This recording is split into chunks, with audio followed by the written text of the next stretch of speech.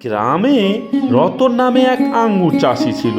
তার আঙ্গুরগুলো বেশ ভালো হয়েছে, তাই বাজারে সব থেকে বেশি দামে তার আঙ্গুরগুলো বিক্রি হতো এবং সেই টাকা দিয়ে সে সুখে শান্তিতে বসবাস করত। আরে এই গিন্নি, বেলা যে বয়ে গেল, আমাকে তাড়াতাড়ি খেতে দাও। আঙ্গুরগুলো বাজারে নিয়ে যেতে হবে তো নাকি?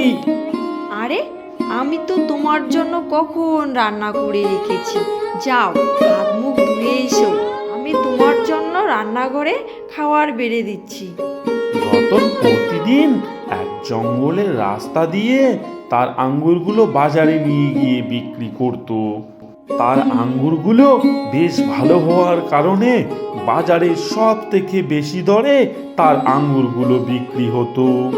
কিন্তু একদিন রতন যখন বাজারে আঙ্গুর নিয়ে যাচ্ছিল, গাছে থাকা এক পেত্নী সেই আঙ্গুরগুলো দেখে ফেলে। ওরে বাবা, এত সুন্দর সুন্দর আঙ্গুর লোকটি বাজারে নিয়ে যাচ্ছে।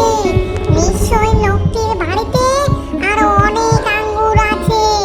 যাই হোক, আজকে লোকটি যখন বাড়ি ফিরবে, আমি পিছু পিছু করে ওর বাড়ি পর্যন্ত আঙ্গুরগুলো দেখে আসবো।